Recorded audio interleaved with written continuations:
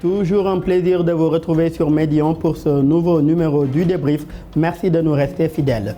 Le continent africain aspire à la paix et à la sécurité en recourant à des mécanismes basés sur le dialogue pour la prévention et la résolution des conflits. C'est dans le cadre de l'agenda 2063 de l'Union africaine pour une Afrique plus stable et plus pacifique. Où en est aujourd'hui l'initiative de l'Union africaine pour faire taire les armes en Afrique d'ici à 2020. Quel mécanisme de prévention des conflits sur le continent africain? Les réponses en première partie d'émission. Les changements climatiques peuvent avoir des conséquences graves sur la paix et la sécurité en Afrique, d'où l'invite à l'endroit des États et des organisations à agir en toute urgence. Quel lien existe-t-il entre changement climatique et menaces sécuritaires? Quelle prise en charge des changements climatiques dans la menace sécuritaire? Le développement en seconde et dernière partie d'émission. Pour en parler sur ce plateau, nous sommes avec Pathé Dieye, chercheur en sciences sociales. Merci d'avoir accepté notre invitation. C'est moi qui vous remercie. En face de vous, cher Tidiane, cher Sadibou, autant pour moi Ndiaye, chercheur également spécialiste en sciences politiques et relations internationales. Merci à vous, cher Sadibou, d'être avec nous. Oui, je vous remercie et je vous remercie encore une deuxième fois pour l'invitation à ce nouveau numéro du débrief. C'est nous qui vous remercions, cher Sadibou, et d'ailleurs nous restons avec vous. Le Conseil de paix et de sécurité de l'Union africaine constitue un dispositif collectif de sécurité et d'alerte précoce destiné à faciliter des ripostes en temps opportun et efficace aux situations de conflit et de crise en Afrique. Mais sent-on réellement l'efficacité de ces actions? Bonjour Daouda, bonjour à mon co-débatteur. Donc, par rapport à ce problème sécuritaire qui existe sur le continent africain, je pense qu'il faut un peu aller plus loin par rapport à nos problèmes sécuritaires. L'Afrique est dans un monde globalisé. On parle de mondialisation. Donc, l'Afrique a toujours participé aux problèmes sécuritaires qui ont touché le monde. On parle de la Première Guerre mondiale, 14-18, 39-45, qui va assister à la création de l'Organisation des Nations Unies. Mais l'ONU va être bloquée par la guerre froide. Donc l'ONU sera un peu paralysée. On a vu en 91 l'effondrement du bloc soviétique, donc le monde devient multipolaire et on a vu que aussi des exactions vont être commises un peu partout, comme en Yougoslavie, au Rwanda.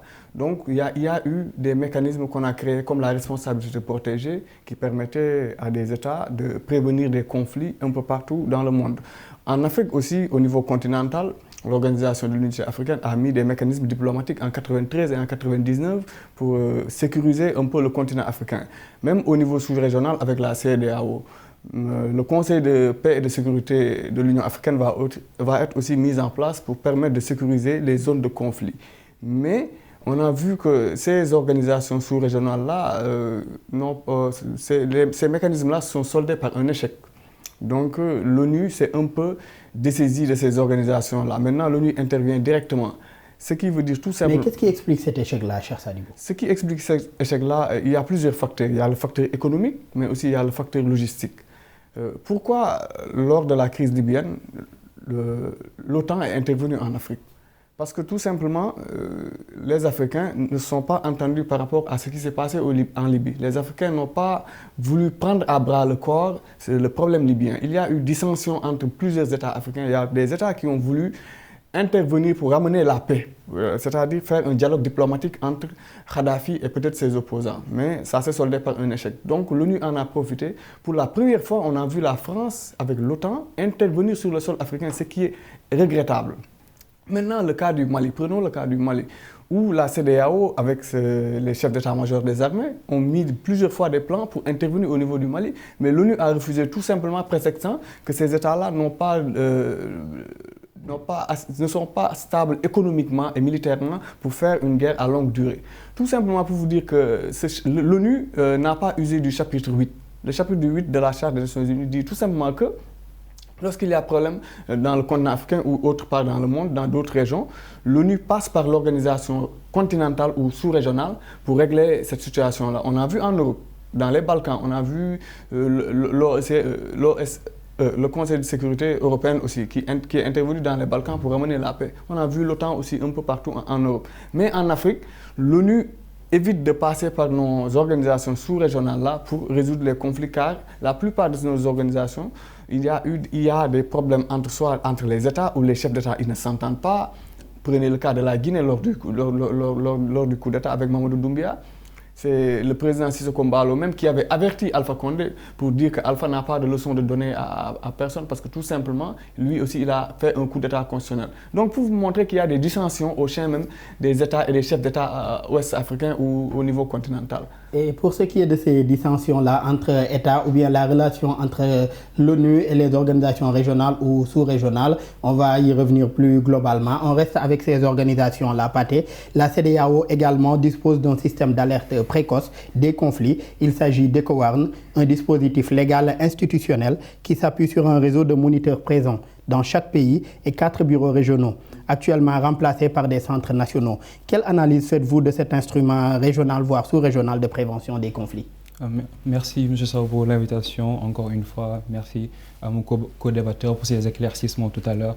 Donc d'abord, comme il l'a souligné tout à l'heure, au niveau régional, l'Afrique dispose de mécanismes et d'instruments de gouvernance et de gestion des conflits. Au niveau de la CEDEAO, comme vous l'avez souligné tout à l'heure, nous avons le protocole relatif aux mécanismes de prévention, de gestion, de règlement des conflits et de maintien de la paix et de la sécurité, adopté en 1999, le 10 décembre 1999 précisément, et dont l'objectif est de consolider la coopération des pays en termes de défense dans la sous-région, mais aussi de renforcer les capacités en termes de partage d'informations.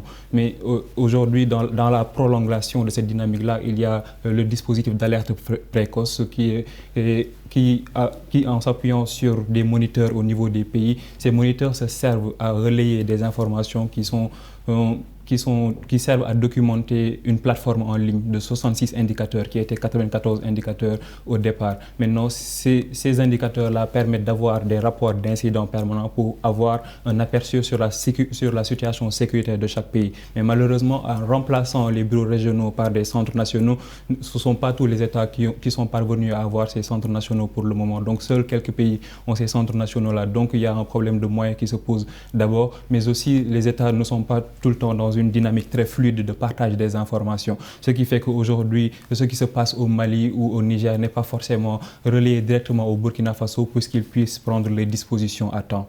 Et aujourd'hui, pour ce qui est de ce dispositif-là basé sur des moniteurs, quelle est l'efficacité de ce dispositif basé sur la collecte et la gestion des données? De prime abord, il faut dire que déjà c'est le dispositif de prévention le plus abouti en Afrique qui est donné en exemple pour même les autres régions du continent. Mais et ce dispositif-là a des mérites dans la mesure où ces moniteurs-là relaient des informations chaque semaine. Chaque semaine, donc, ces informations sont relayées pour donner des rapports d'incidents et donner la situation sécuritaire de chaque pays. Sauf qu'aujourd'hui, il se trouve que ces pays-là manquent de moyens pour pouvoir avoir le suivi permanent. Et à partir du moment où on a basculé au niveau national, en quittant la dimension des bureaux, on n'a pas pu avoir ces centres-là dans chaque pays. Cher Sadibou, les équipes de moniteurs composées uniquement de ressortissants nationaux permettent d'avoir des observateurs constamment présents sur le terrain afin de collecter des données locales et de les entrer manuellement, comme l'a dit tout à l'heure Pathé, dans le système. Cette stratégie par les données aujourd'hui est suffisante pour gérer ou bien prévenir ces conflits-là sur le continent? Oui, moi je dirais que ces stratégies ne sont pas suffisantes. Parce qu'il faut savoir que malgré qu'on a mis en place ces bureaux régionaux-là, pour collecter des données. Certes, le monde d'aujourd'hui, c'est un monde connecté, c'est un monde de données, c'est un monde d'information. Donc, nous n'allons pas exclure aussi le rôle que jouent ces bureaux-là. Mais ce qui est pour moi plus efficace, ce qu'il faut surtout mettre en place pour permettre à ces États-là de vraiment trouver un mécanisme de règlement de ces futurs conflits-là. Pour moi, c'est un relais diplomatique. Il faut que sur le plan diplomatique, que nos États puissent mettre en place des cellules de veille, c'est-à-dire des diplomates qui sont chargés de se préparer et de préparer nos États-là à prévenir des conflits qui vont venir dans le futur. Il faut essayer de s'inspirer par rapport à l'Union européenne. par rapport au conflit entre l'Ukraine et la Russie. On a vu que certes, il y a des escarmouches entre peut-être la Russie et l'Ukraine, mais on a vu que les diplomates européens se sont vraiment dépêchés vers Moscou pour essayer de trouver beaucoup de solutions. Malgré qu'on a vu à la télévision vraiment le déploiement de troupes au niveau de la frontière ukrainienne, mais en dessous, il y avait un travail, un balai diplomatique extraordinaire de la part de l'Union européenne. Donc, je pense qu'il faut s'inspirer de cela. Cela ne veut pas aussi dire que nous allons copier ce qui se passe en Europe. Il faut le ramener par rapport aux réalités africaines, par rapport surtout aux réalités ouest-africaines. Nous savons qu'ici, la plupart de nos États sont... Qu'est-ce qui retarde, par exemple, la mise en œuvre d'une telle approche sous nos cieux? Le problème, comme je l'ai dit tantôt, c'est que surtout, il y a un problème de mandat, mais il y a un problème de confiance entre chefs d'État africains. Tout à l'heure, je vous ai parlé de l'exemple de Sissoko Mbalo. Regardez actuellement ce qui se passe au Mali. La junte malienne est menacée de sanctions par l'Union européenne. On a vu même que les États africains sont en train de menacer aussi la junte malienne. On a connu le cas du président nigérian, voilà. Mohamed Bazoum. Mais moi, je me dis que les Africains, au contraire, ils ne devaient pas menacer le Mali de sanctions. Au contraire, nos chefs d'État devraient se réunir et trouver d'autres mécanismes qui vont leur permettre d'essayer d'aider le Mali à sortir de cette crise. Nous ne devons pas nous calquer par rapport à ce modèle de pensée occidental-là qui consiste à sanctionner un pays parce qu'un pays a dérogé à des règles. Il faut qu'on puisse mettre en place un balai diplomatique. Quand je parle de balai diplomatique, je veux dire quelque chose de concret, pas quelque chose d'ad hoc qui va disparaître pendant quelques mois, mais quelque chose de concret qui aborde les réalités africaines, qui va permettre maintenant de vraiment veiller sur la sécurité un peu partout au Sahel. Car, comme je le dis toujours, le Sahel est menacé et le problème est profond. Le mal est profond et on est en 2021. On risque en 2025 de revenir sur le plateau et de parler du même problème. Donc il est temps que concrètement, que nos chefs d'État puissent avoir cet esprit de dépassement, c'est-à-dire de mettre en place quelque chose de solide qui va permettre à tout le monde de nous respecter, nous Africains, parce qu'actuellement, ce qui se passe au niveau de la sous-région doit nous interpeller, doit même nous interpeller, nous les peuples, parce qu'après tout, nous partageons la même histoire. Le Mali, c'est la charte du Mandé. Depuis ça, jusqu'à présent, il y a des valeurs qu'on a... Et par rapport à ça, cher Sadibou, est-ce qu'il ne faudrait pas à l'institution qu'est la CEDEAO de s'adapter aussi par rapport aux différentes situations qu'elle est appelée à résoudre? Par exemple, souvent les sanctions, elle les prend conformément au texte même de l'institution. Mais au-delà des textes, est-ce qu'il ne faudrait pas aussi que l'institution s'adapte par rapport aux situations qui se présentent à elle? Exactement. Moi, j'ai souvent parlé de réformes même de certaines institutions de la CEDEAO. La CEDEAO, moi, je dirais qu'elle est un peu archaïque par rapport à cette nouvelle vague, à cette nouvelle génération de jeunes Africains, de situations aussi qui se passent. On a vu maintenant que le monde a changé. On est au XXIe siècle, tout a changé maintenant. Au lieu que la CEDEAO puisse intégrer dans ces mécanismes des solutions par rapport au mandat de trop qui se passe en Afrique, en Côte d'Ivoire, en Guinée, entre guillemets au Sénégal. On en parle, mais on ne sait pas encore. Ce sera également débattu au courant de cette émission-là. Pathé, ce système d'alerte comporte toutefois des limites ou défis à surmonter, c'est-à-dire le système EcoWarn. Il s'agit de réduire le fossé entre l'alerte et la réponse. Souvent, l'alerte est donnée à temps, mais la réponse tarde à venir, tout en associant 3 niveaux d'acteurs. Pour ce faire, il faudrait dépasser les blocages institutionnels pour assurer une continuité entre alerte et réponse, inciter également les autorités nationales à s'engager dans la mise en œuvre de solutions rapides afin de contribuer à la reconnaissance et au rôle des acteurs locaux au plan régional. Vous aviez commencé à en parler. Aujourd'hui, comment arriver à dépasser tous ces blocages-là précités? Ça, c'est une question très importante. Je pense que de plus en plus, il faut faire l'effort de basculer vers un nouveau paradigme qui parle de sécurité collaborative.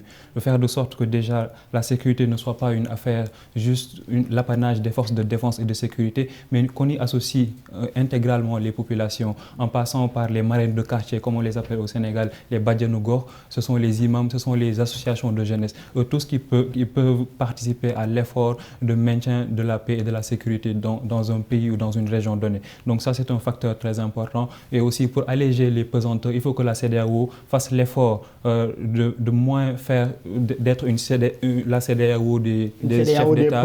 D'être plus une CEDEAO des peuples et moins une CEDEAO des chefs d'État. Exactement. D'être une CEDEAO des peuples, donc du bas vers le haut, au lieu de rester dans le protocole des chefs d'État qui se réunissent périodiquement dans la sous-région. Donc ça, c'est un blocage très important à corriger pour que la réponse à apporter après l'alerte soit beaucoup plus fluide.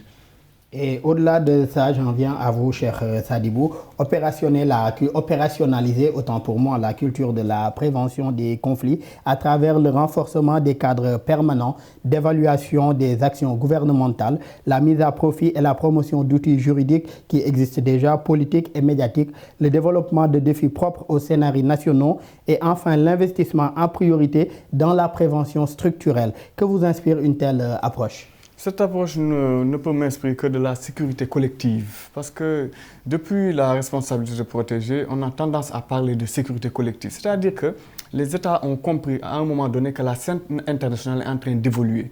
Depuis la Seconde Guerre mondiale, la scène internationale ne cesse d'évoluer parce qu'avant, il n'y avait pas la CPI, il n'y avait pas de tribunaux ad hoc. Mais depuis la guerre froide, après l'effondrement du bloc soviétique, la scène internationale de 1991 à 2001, on a vu que la scène internationale a complètement changé. Le monde est devenu multipolaire.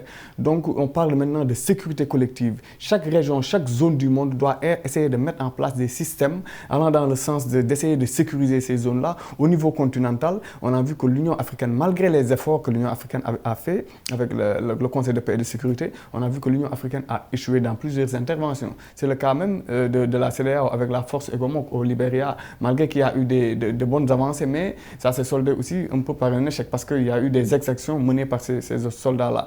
Donc, dans cette sécurité collective-là, personne ne doit y échapper. Tous les États africains doivent mettre en place, doivent corriger, même si je peux me permettre, essayer de corriger nos organisations, soit continentales ou sous-régionales, de mettre en place des systèmes qui vont nous permettre de gérer collectivement nos problèmes sécuritaires. Car l'Afrique est menacée. Actuellement, nous avons les terroristes à nos frontières. Tout cela, certes, est venu de ce qui s'est passé en Libye, mais la responsabilité aussi, il y a la responsabilité des pays européens comme la France, comme la Grande-Bretagne, avec l'intervention de l'OTAN. Et aujourd'hui, je les vois crier un peu partout que oui, c'est nous n'avons pas de moyens pour nous défendre, alors que c'est eux qui ont amené ces problèmes-là, car l'Afrique du Nord, l'Afrique était stable, malgré qu'il y avait eu des groupuscules, mais les États pouvaient contrôler ces groupuscules-là. Mais actuellement, le problème nous dépasse, surtout au niveau des armes. Il faut essayer de contrôler ces armes qui transitent en Afrique. Et d'où nous viennent ces armes? Qui vendent à ces rebelles-là ces armes-là? Ces armes viennent d'où? Ces armes ne viennent que des grandes puissances, des grands trafiquants d'armes qui les achètent soit en Europe ou en Chine et les amènent ici en Afrique. Donc, à côté de la question des armes, vous avez également déposé ou bien vous avez également développé, autant pour moi tout à l'heure, la question des mandats. Pour ce qui est de la CEDEAO comme de l'Union africaine, le cadre légal est là, le cadre institutionnel est là. Tout existe pour la prévention des conflits. Il y a aujourd'hui une organisation comme la CEDEAO interdit aujourd'hui qu'on puisse accéder au pouvoir avec des mécanismes non constitutionnels, c'est-à-dire les coups d'État sont strictement interdits. Mais à côté, rien n'est dit concernant la question de la limitation des mandats et pourtant la plupart de nos conflits, qu'ils soient politiques ou bien sociaux, démarrent par cette question des mandats-là. Est-ce que là aussi, il ne faudrait pas penser à des mécanismes pour prévenir ce genre de conflit? Exactement, parce que la CEDEAO a cherché à travailler sur ce qu'on appelle les coups d'État militaires, à essayer de les empêcher. Mais la CEDEAO n'a pas essayé d'empêcher les coups d'État constitutionnels.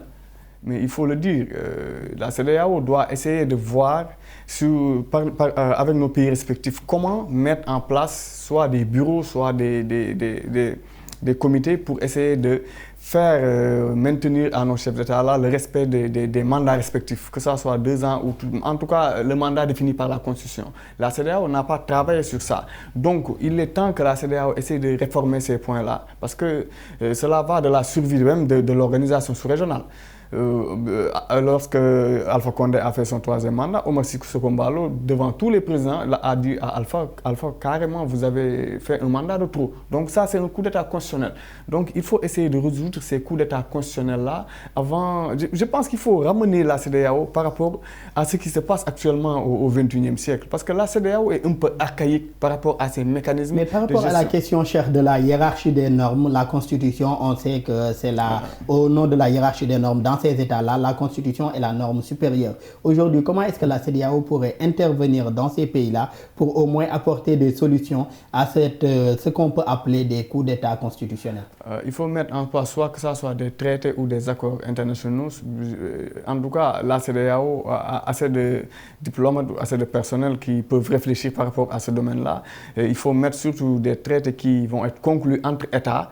Et que ce soit la société, même moi je veux même la participation de la société civile et même des oppositions qui sont dans ces États-là pour essayer de trouver, parce qu'il est temps vraiment qu'on dépasse. Imaginez Daouda, depuis 60 jusqu'à présent, en Afrique on parle de mandat, constitution, fichier électoral. Mais il est temps qu'on dépasse cela et on a l'impression de marcher à reculons. On marche vers l'arrière. En 62, au Sénégal, il y avait un problème constitutionnel entre Senghor et Mamadou Dia. Après, on vient ici au Sénégal. En 2000, on nous parle de vraiment mandat de Tour Abdoulaye Wade en 2012. Maintenant, on réfléchit pour le troisième mandat de Macky Sall. Mais il est temps qu'en Afrique, bon Dieu, qu'on puisse dépasser ces choses-là, des fichiers électoraux, mandats, qu'on puisse tourner vers le développement durable. Maintenant, on parle chaque pays parle de développement durable. Chaque pays se fixe des points à atteindre par rapport à ce développement durable-là. Mais en Afrique, de l'Ouest surtout, en Afrique continentale même, on parle toujours de mandat. Mais il est temps qu'on puisse mettre en place des mécanismes solides qui vont nous permettre de trouver un accord par rapport au nombre de mandats qu'il faut mettre en place.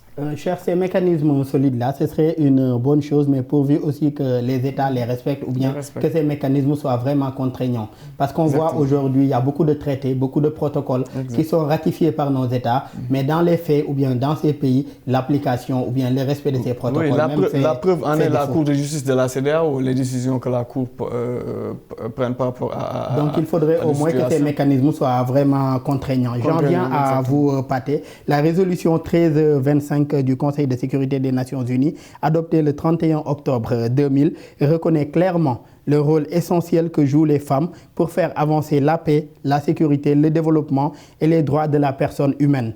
Aujourd'hui, comment alors accroître la participation des femmes dans la prévention des conflits? C'est une très belle question. Déjà, par rapport au mécanisme que nous avons au niveau de la CEDEAO, on a un protocole additionnel sur la démocratie et la bonne gouvernance, mais aussi au niveau de l'Union africaine, on a la charte africaine de la démocratie, des élections et de la bonne gouvernance, et aussi la charte africaine des droits de l'homme et des peuples relatifs aux droits des femmes. Et aussi, on a aussi la convention de la jeunesse. Donc, deux protocoles additionnels là qui viennent prendre en compte deux couches fondamentale des populations africaines, les femmes et la jeunesse. Pourquoi? Parce que tout simplement, dans la plupart de nos pays en Afrique subsaharienne, plus de la moitié de la population est composée de femmes, mais aussi on constate qu'il y a des pays où la moyenne d'âge est de moins de 20 ans. Comme par exemple, si on va au Niger, le Niger a 15 ans, la moyenne d'âge c'est de 15 ans. On part au Burkina Faso, on considère que 48% de la population a moins de 18 ans. Donc, et en majorité des femmes, comme disait un vieux dicton, si vous voulez faire quelque chose, demandez à une femme, mais si vous voulez juste en parler, demandez à un homme. Exact. D'accord. Donc aujourd'hui, il est important d'intégrer davantage les femmes dans le processus de maintien de la paix et de la sécurité, et en quoi faisant déjà en augmentant les quotas des recrutements des femmes dans les forces de défense et de sécurité. Parce que les missions de l'ONU se sont rendues compte du fait que pour aborder certaines communautés, par exemple, il était plus facile de faire ça avec des femmes que par des hommes. Et pour prendre en compte des phénomènes comme le viol ou bien la détresse de quelques enfants, les femmes s'y prennent mieux. Donc les forces de défense et de sécurité doivent augmenter le nombre de femmes dans les contingents qui sont déployés sur le terrain, mais aussi derrière cela, de dire qu'aujourd'hui débattre des questions de conflit, de paix et de sécurité, c'est mettre aussi au cœur le rôle des femmes et des jeunes dans les procédures. Et par rapport à ce rôle des femmes et des jeunes, vous demandez à accroître le nombre de femmes dans les missions, à également plus impliquer les femmes et les jeunes. Des dispositions légales existent et demandent ça. Mais qu'est-ce qui fait que la pratique, comme toujours, c'est la mise en œuvre qui fait défaut? Qu'est-ce qui l'explique? Il y a, je l'ai dit tout à l'heure, il y a la résolution 1325 des Nations Unies. Il y a d'autres textes au niveau de la CEDEAO comme de l'Union africaine. Mais qu'est-ce qui fait qu'à chaque fois, c'est plutôt au niveau de la mise en œuvre qu'il y a problème ou bien qui fait défaut? Par rapport à ces cas de figure bien précis, je pense souvent qu'il y a un problème de volonté politique déjà, puisque aujourd'hui, depuis 2008, par exemple, au Sénégal, on voit des femmes qui intègrent les forces de défense et de sécurité. Donc, pourquoi pas, en envoyant nous, nos contingents au Mali, d'avoir le maximum de femmes possible pour accompagner ces femmes-là, pour prendre en compte certaines questions. Et donc, il y a la question de la volonté politique, mais aussi, il y a un vrai problème de collaboration, de dire qu'aujourd'hui, nos États peuvent imposer à l'ONU, si nécessaire, d'augmenter le budget pour avoir plus de femmes au niveau de ces contingents-là. Et cher Sadibou, j'en viens à vous. Dans son plan directeur, l'Union africaine envisage des mesures concrètes pour faire taire les armes en Afrique d'ici à 2020. Une initiative soutenue aussi par la communauté internationale à travers la résolution 2457 adoptée en 2019 pour aider l'Afrique à réaliser des progrès tangibles vers un continent sans conflit. Nous sommes aujourd'hui en 2021. Cet objectif est loin d'être atteint pour plusieurs raisons. La crise sanitaire est également passée par là. Aujourd'hui, comment réduire la circulation des armes à feu en Afrique? Vous aviez commencé à développer tout à l'heure sur la question. Oui, d'autant plus qu'il y a plusieurs foyers de conflit, surtout en Afrique de l'Ouest. Oui, par rapport à ces foyers de conflit-là, comme je l'ai dit tantôt, notamment en Libye, dans le Sahel, on déstabilise la Libye, on laisse les armes de Kadhafi circuler dans le Sahel. Donc il y a ce trafic d'armes qui existe actuellement dans le Sahel et le Sahel est caractérisé par des pays qui sont pratiquement pauvres. Maintenant, au vu de ces armes qui défilent dans le Sahel, des groupuscules d'hommes, souvent on les qualifie même de djihadistes, alors que la plupart c'est des... Ou plutôt de terroristes. Ou de terroristes, alors que la plupart c'est des groupuscules, des bandits qui trouvent ces armes-là et qui les utilisent pour soit interpeller d'honnêtes citoyens ou commettre des attentats un peu partout dans cette région-là. Donc c'est ce caractère de pauvreté qui globalise le Sahel, surtout qui pose défaut. Donc comment essayer de stopper ce trafic d'armes qui existe actuellement en Afrique? C'est juste l'ONU doit préparer des sanctions contre ces trafiquants d'armes. Et pourtant, la communauté internationale sait pertinemment ce qui se passe actuellement au niveau du Sahel. Et pour ce qui est de la zone du Sahel, elle reste également confrontée aux conséquences du changement climatique. C'est ce dont on va parler d'ailleurs dans la seconde partie du débrief, le lien entre changement climatique et menaces sécuritaires. On se retrouve juste après. De retour sur ce plateau de Medi 1 pour la seconde partie du débrief et c'est pour parler du lien entre changement climatique et menaces sécuritaires. Pathé, les effets du changement climatique ne sont plus devant nous. Les événements extrêmes sont là et ils vont augmenter de manière sans précédent. Ont soutenu en août dernier les experts du rapport du groupe d'experts intergouvernemental sur l'évolution du climat, GIEC. Selon vous, quel lien existe-t-il entre les effets du changement climatique et la menace sécuritaire? Merci pour cette question. Donc, je pense qu'aujourd'hui, le Sahel englobe les pays qui émettent le moins de gaz à effet de serre, mais c'est dans le Sahel où on trouve les pays qui subissent le plus les conséquences de ces changements climatiques-là. Donc, aujourd'hui, on est d'accord, si on prend le bassin du lac Tchad, par exemple, le lac Tchad qui faisait 25 000 hectares en 1960, aujourd'hui a basculé à 2500 hectares si on est en période de décrue et à peut-être environ 8 000 hectares si on est en période de crue. Donc aujourd'hui, toute cette population-là qui entoure ce bassin-là a tendance à mettre de la pression sur la ressource disponible. Et pourtant, 20 millions de personnes dépendaient de ce cours d'eau-là pour avoir accès à l'eau, notamment des populations du Niger, du Tchad et du Cameroun. C'est la même chose aussi si on prend un cours d'eau comme le fleuve Niger qui traverse 9 pays de l'Afrique de l'Ouest. Mais je pense que faire un lien de causalité directe entre changement climatique et insécurité serait pas prudent vraiment, puisque aujourd'hui ça va plus loin que cela. Je dirais même que le changement climatique joue un rôle de second plan en termes d'insécurité. Pourquoi je dis cela? C'est parce que tout simplement aujourd'hui, si on prend un pays comme le Mali, le centre du Mali à Mopti, les productions céréalières après les sécheresses de 1980-90 ont triplé à partir de 2000. De 2000 à 2015, les productions céréalières ont triplé. Et aussi, les zones arables ont augmenté de 26% entre 2000 et 2015. Mais pourtant, on a des conflits locaux. C'est parce que tout simplement, il n'y a pas un problème de ressources ou de disponibilité des terres, mais une ruée mal organisée vers les terres entre populations autochtones et les populations allochtones qui font que il y a des explosions de violence, puisque l'État, à travers les instruments juridiques modernes, comme à travers les instruments coutumiers, ne parvient pas à avoir l'efficacité nécessaire pour créer une entente entre les éleveurs et les agriculteurs. Et Pathé, comme vous l'avez dit tout à l'heure, il y a une ruée vers ces ressources-là, et vous avez également fait savoir qu'il n'existe pas de lien direct et facile à établir entre changement climatique et conflit. Cependant, le changement climatique peut être aussi un multiplicateur de risques, voire un catalyseur de conflits en Afrique. Aujourd'hui, comment prendre en charge ce genre de conséquences liées au changement climatique dans la menace sécuritaire?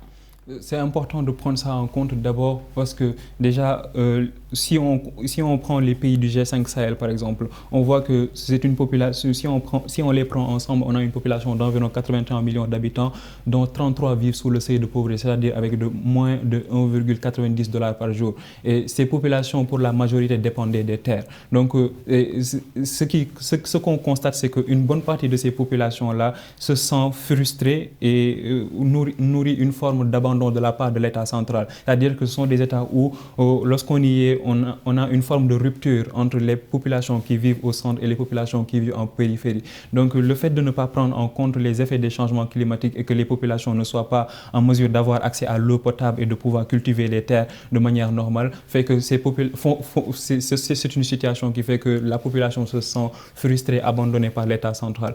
C'est la raison pour laquelle certains ont tendance à faire un lien direct entre les changements climatiques et les conflits, mais il faut en revenir à la responsabilité même de l'État, puisque c'est de la gestion de l'État dans la distribution des ressources qu'il s'agit précisément. Cher Sadibou, selon le Centre d'études stratégiques de l'Afrique, depuis les années 1970, le réchauffement climatique sur le continent contribue à 3 fois plus de sécheresse, 4 fois plus de tempêtes et 10 fois plus d'inondations. Les menaces sécuritaires s'en trouvent elles aussi exacerbées. Quel type de menaces sécuritaires peuvent découler des conséquences de ces changements climatiques-là? Oui, déjà, le continent africain regorge de richesses, que ce soit sur terre ou sur mer. Mais on a vu que des années 60 jusqu'à nos jours, il n'y avait pas de problème, surtout au niveau de nos côtes par rapport à la pêche. Mais avec les accords de pêche, on a vu que la plupart de nos États ont tendance à vendre des milliers de tonnes de poissons à des navires étrangers, les licences de pêche. Donc maintenant, nos parents lébous, comme vous le savez, qui sont sur les côtes, qui profitaient de la pêche, qui faisaient des économies par rapport à cette pêche-là, ont vu leurs ressources diminuer. Maintenant, qu'est-ce qu'ils font? Tout simplement, ils prennent leur pirogue et chargent leur pirogue de jeunes de 18 ans, 25 ans, de plusieurs jeunes. En Mauritanie voisin ou dans d'autres pays. Se rendre en Mauritanie ou en Guinée ou favoriser l'immigration clandestine. C'est pourquoi on voit beaucoup de flux. On a vu que la plupart de ces jeunes-là, soit ils peuvent passer par le désert, ils peuvent aussi passer par la mer. Mais tout simplement pour dire que c'est un problème qu'il faut prendre à bras le corps, sinon ça risque de dégénérer. Au Sénégal, il n'y a pas longtemps, on a vu plus de 400 jeunes mourir sur l'océan Atlantique. Donc, ce qui est quand même déplorable. Certains ont dit que ces jeunes étaient frustrés. D'autres, j'ai vu même d'autres les pratiquement insultés. Alors que je pense qu'ils n'ont pas étudié qu'est-ce qui a poussé ces jeunes-là à prendre les pirogues ou soit à prendre le désert pour se rendre en Europe. C'est tout simplement qu'il y a cette pauvreté, cette vie précaire qui a été causée en partie aussi par ces changements climatiques-là. Parce que lorsqu'on prend la ressource qui vous permet de survivre. Mais qu'est-ce que vous allez faire si vous n'avez pas d'autres métiers, si vous n'avez pas d'autres alternatives, s'il n'y a pas de politique concrète de la part de votre État pour vous permettre de sortir de cette pauvreté-là? Cher, cette raréfaction des ressources peut provoquer aussi un autre problème ou bien d'autres conséquences, comme par exemple si la ressource halieutique par exemple se raréfie au Sénégal, on voit des pêcheurs se rendre par exemple en Mauritanie ou dans d'autres pays pêcher dans leur mer, ce qui peut souvent aboutir même à des incidents diplomatiques entre les deux pays. Comment aussi faire par rapport à ce genre de situation? Ça aboutit à plusieurs incidents diplomatiques entre le Sénégal et la Mauritanie, mais comme on a des rapports de bon voisinage, on a vu que les diplomates sénégalais et les diplomates mauritaniens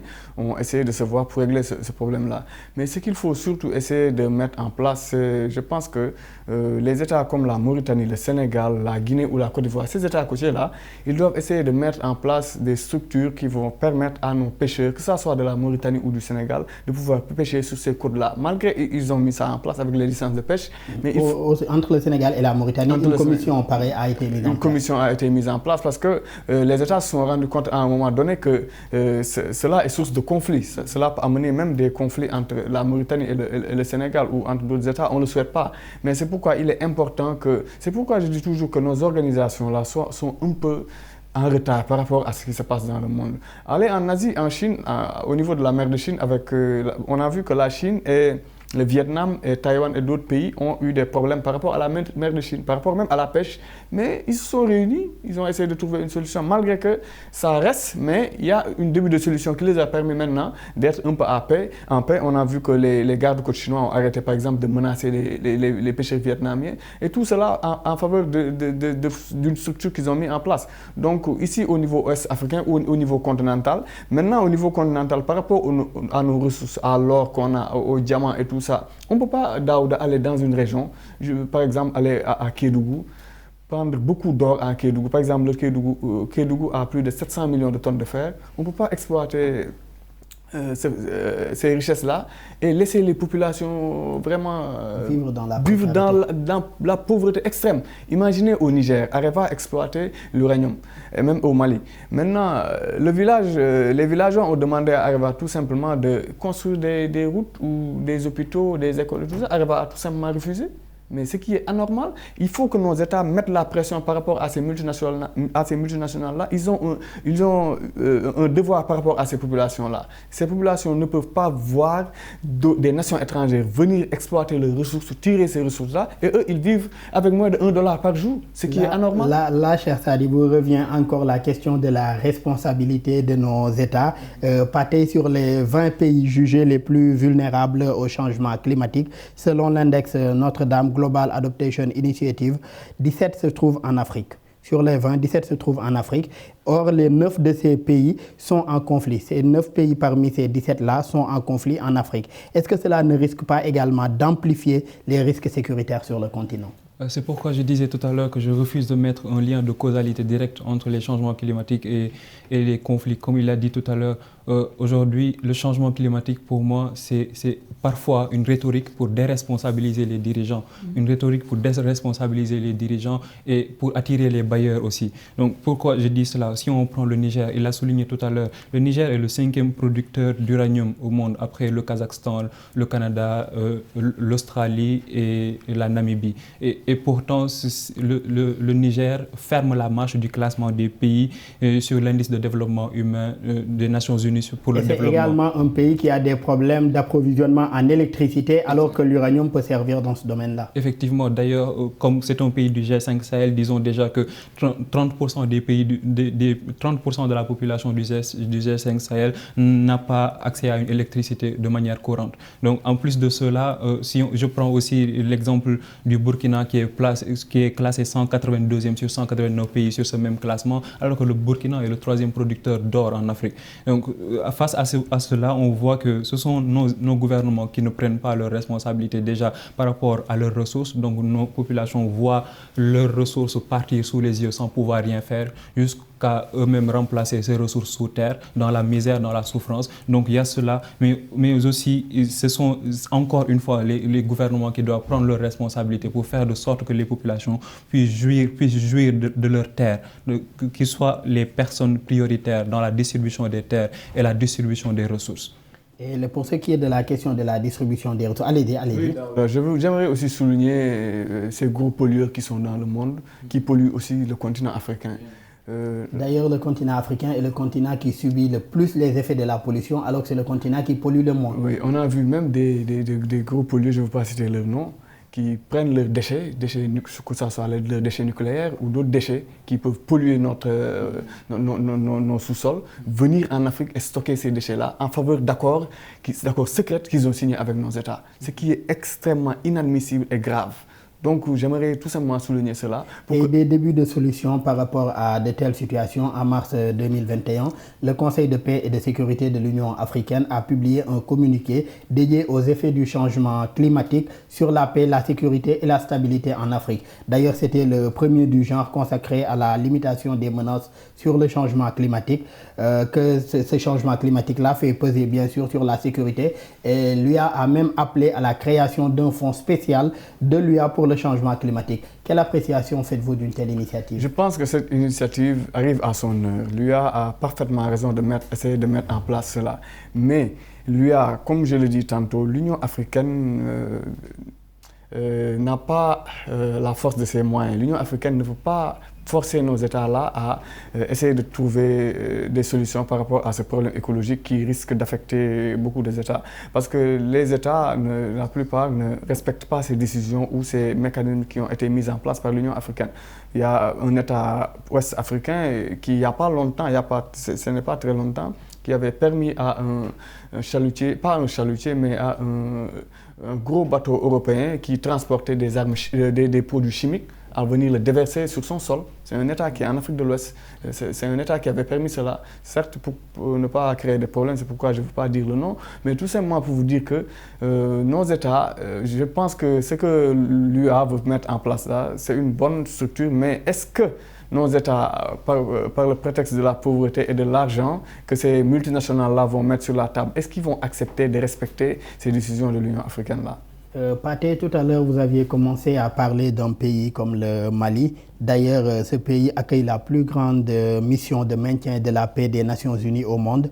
Un récent rapport de l'Institut international de recherche de Stockholm explique en détail les conséquences des changements climatiques ou bien des changements environnementaux sur la violence et l'insécurité dans cette partie du pays ou bien dans le pays, parce que c'est surtout au nord du pays. Aujourd'hui, quelle contribution pourraient apporter ces missions de maintien de la paix dans la résolution des conflits liés au changement climatique? C'est une question très pertinente d'ailleurs parce que déjà, voilà, comme vous l'avez souligné tout à l'heure, aujourd'hui, la MINUSMA est la mission de l'ONU qui a le budget le plus important de toutes les missions de l'ONU avec 1,18 milliard de dollars. Et en même temps, à côté pour répondre à votre question, je dirais tout simplement que d'abord, il faut que ces missions de maintien de la paix dans la région ne soient pas sur le tout militaire. C'est-à-dire qu'on soit totalement concentré juste dans le fait de démanteler des bastions djihadistes. Donc la victoire aujourd'hui de la présence militaire dans le Sahel ne doit plus se mesurer par le nombre de terroristes tués, par le nombre de bastions démantelés, mais par le nombre d'écoles réouvertes, par le nombre de populations qui sont parvenues à retourner chez eux. Parce qu'entre 2018 et 2020, le nombre de populations déplacées est presque multiplié par 15, passant de 100 000 à 1,5 million de personnes déplacées. Donc, quitter le tout militaire pour aller dans une dimension beaucoup plus englobante en prenant en compte l'éducation, l'accès aux structures de santé, mais aussi cette dimension climatique-là. Et comment faire cela? Déjà, on a vu que l'Alliance du Sahel a financé plus de 880 projets dans le Sahel, mais le faire de manière coordonnée. Aujourd'hui, et pour cela, on ne peut pas, ces puissances-là ne devraient pas venir au niveau des populations leur imposer des projets, mais co-construire des projets selon leurs besoins, selon leurs aspirations. Sinon, on ne fait que planter des sommes faramineuses d'argent dans le Sahel et pour que cela ne serve à rien. À côté de cela, il y a la mission de renforcement de capacité de l'Union européenne qui est EUCAP Sahel Mali, qui a son budget qui passe de 63,4 millions d'euros à 84 millions d'euros pour la période 2021-2023. Mais toutes ces sommes d'argent-là et tous ces milliers de soldats déployés dans le terrain ne sont pas parvenus en 9 ans de faire reculer l'insécurité. Donc c'est la raison pour laquelle il est important. Beaucoup de sommes d'argent, beaucoup de militaires déployés dans le Sahel, mais est-ce qu'il ne faudrait pas également que ces militaires-là, ou bien que ces missions de maintien de la paix et de la sécurité soient renforcées davantage face à cette nouvelle menace-là, qui sont les menaces climatiques ou bien les changements climatiques? Ça, c'est très important parce que c'est pourquoi je dis qu'il faut quitter le tout militaire. Donc, pour cela, comme par exemple au Sénégal, on a la notion d'armée-nation. Donc, ce sont les militaires qui sont envoyés pour reconstruire des écoles, refaire des ponts. Ces mêmes types de missions humanitaires peuvent être portés par des soldats au Mali, au Niger, au Burkina Faso, par exemple. Donc, que le soldat ne soit pas présent forcément pour faire la guerre, mais aussi pour soutenir les populations. Et cela permettra aussi de renforcer la confiance entre les populations civiles et les populations militaires, de créer beaucoup plus de dialogue aussi entre ces populations-là. Donc, c'est ce qui permettra aujourd'hui de rendre beaucoup plus effective la sécurité collaborative. Pour un autre, allez-y, Moi, j'aimerais ajouter tout simplement le projet de la Grande Muraille Verte que Abdoulaye Wade avait proposé à l'Afrique. Je pense que Abdoulaye Wade mérite d'être vraiment érigé en grand panafricain, en héros même. Je ne connais même pas les qualificatifs qu'il faut donner. D'abord, ce projet-là pouvait permettre à l'Afrique, sur le plan écologique, vraiment de s'en sortir par rapport à cette pollution-là qui est en train Mais le projet suit toujours son cours, cher Sadibou. Oui, le projet suit toujours son cours, mais il y a beaucoup d'États qui ne respectent pas la résolution de ce projet-là. Au Sénégal, pratiquement, je pense qu'on est à 60 ou 70% par rapport à ce projet-là. Le Sénégal est sur la bonne voie. Mais il y a beaucoup d'autres pays qui sont sur cette bande verte-là qu'Abdoulaye Wade. C'est un projet qualifié de projet du siècle par même l'ONU. Donc je pense que les Africains, on dirait qu'ils ne veulent pas prendre à bras le corps ces projets-là qui peuvent nous permettre de nous démarquer par rapport aux autres États du monde. Ce projet-là n'est pas exogène, ce projet est endogène. Ce projet vient d'un Africain, d'un président panafricain qui a servi son pays pendant des années, d'un président africain qu'il faut rendre hommage, je pense, chaque jour. Donc ce projet-là mérite d'être étudié, ce projet mérite d'être renforcé, et cela surtout en collaboration par rapport à ces missions-là qui sont en Afrique de l'Ouest, qui sont en Afrique centrale, mais qui sont aussi dans la Corne de l'Afrique, pour essayer de ramifier Justement, parlant de la Corne de l'Afrique, on va parler d'un pays comme la Somalie qui, historiquement, les conflits violents étaient le principal motif de déplacés forcés dans le pays. Cependant, en 2020, 79% des personnes déplacées en Somalie l'ont été à cause de la sécheresse ou des inondations. Quelle solution à ces déplacements à grande échelle qui peuvent également à terme être source de tensions communautaires ou ethniques? Au Somalie, il faut avoir un État stable. Je pense la stabilité est la base de tout ce qui peut permettre à un État vraiment d'évoluer. Surtout ces problèmes de famine-là qu'on voit un peu partout dans les pays africains lors de ces conflits-là. Lorsqu'un pays est stable, lorsqu'un pays respecte ses processus démocratiques, comme je l'ai dit tantôt, au lieu de 60 à aujourd'hui qu'on parle de fichier électoral, d'élection, de mandat, il faut avoir un gouvernement stable et que lorsqu'un président termine ses mandats, qu'il s'en va et que nous vient. Lorsque ce pays-là, la Somalie, va résoudre ces problèmes-là, avec ce qui se passe au Darfour surtout, même au Darfour, on a eu plus de 2 millions de déplacés à cause de la guerre, mais aussi à cause de la sécheresse. Cette sécheresse ne va pas permettre aux agriculteurs de pouvoir vraiment travailler la terre. Donc si on résout ces problèmes-là, avoir un pays stable, un gouvernement qui est extrêmement stable, on peut maintenant se tourner vers d'autres problèmes comme l'agriculture, comme le développement économique. Et dans d'autres, ces problèmes-là vont permettre maintenant aux populations de pouvoir vaquer à leur occupation, de pouvoir essayer de réfléchir à mettre en place des mécanismes qui vont leur permettre de cultiver la terre ou de créer des projets. Mais au lieu de cela, ces populations actuellement, qu'est-ce qu'ils font? Ils fuient leur pays parce qu'il y a l'insécurité, parce qu'il y a la famine. Ils sont obligés de se réfugier dans des pays voisins par millions, donc ce qui est désolant en Afrique. Donc je pense que ce problème-là, il faut d'abord régler la stabilité de ces États-là. Pathé, ces États-là sont confrontés à ce genre de problèmes qui sont liés au changement climatique, à savoir des sécheresses, des inondations, qui aujourd'hui peuvent être à l'origine de conflits, de violents conflits, que ce soit d'ordre ethnique ou communautaire. Aujourd'hui, quelle solution par rapport à ces conséquences-là? Donc, je pense que déjà, c'est très important que nos États ne soient plus dans des politiques de la réaction, mais qu'ils soient plutôt dans l'anticipation, dans la prévision et pourquoi pas la prospective. Et pour cela, il faut investir dans la recherche. Aujourd'hui, moi, lorsque je fais une recherche sur ces sujets de ce genre-là, la majorité de la documentation disponible vient de centres de recherche étrangers, etc. Donc, il est temps que nos États maîtrisent les circuits des des populations nomades comprennent les enjeux locaux par eux-mêmes à travers des recherches qu'ils auront eux-mêmes financées et suivies. Et donc, connaître nous-mêmes notre milieu, voilà, connaître ses enjeux et ses exigences de sorte que nous, en faisant des politiques, nous ne ferons pas des politiques fixées sur l'urgence, mais dans une bonne connaissance de notre réalité. Par exemple, le Mali a ce qu'on appelle le plan de sécurisation intégré du Mali, ou bien le Burkina Faso a mis en place le plan d'urgence pour le Sahel. Mais ce sont des politiques qui ont été mises en place sous l'urgence et sous l'angle de la lutte contre le terrorisme. Et par conséquent, en déployant des moyens et des mécanismes pour lutter contre le terrorisme, ils ont augmenté les conflits locaux à côté. Donc, une approche beaucoup plus globale de connaissance des contextes et des réalités, mais aussi des dynamiques qui alimentent les conflits, devient nécessaire dans la lutte contre l'insécurité. À cet effet, Pathé, vous êtes chercheur en sciences sociales. Comment amener aujourd'hui nos États à davantage investir ou s'intéresser à la recherche dans ces domaines-là, c'est-à-dire changement climatique et menaces sécuritaires?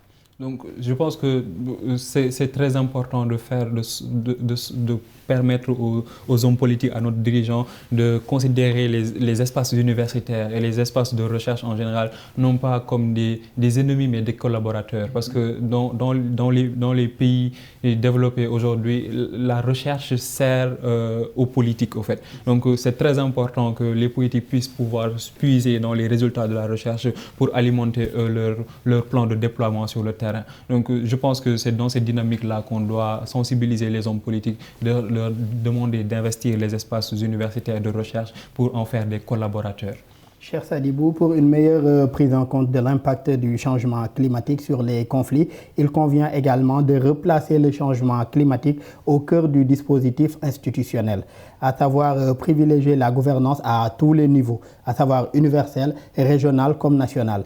Ce que je veux dire par là, c'est-à-dire que la CEDEAO ne sera pas juste là à développer son propre plan, qu'une autre institution sous-régionale également à côté développe son autre plan, et les Nations Unies également développent leur plan qu'ils viennent aujourd'hui soumettre à des populations directement, qu'on essaie d'harmoniser tous ces plans-là aujourd'hui pour plus d'efficience et d'efficacité. Que pensez-vous d'une telle approche? Oui, je pense que c'est la meilleure des approches.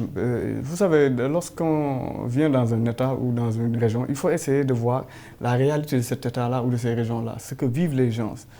Ce qui se passe en France ou au Canada, avec le grand froid là, ou en Russie, n'est pas ce qui se passe dans le Sahel.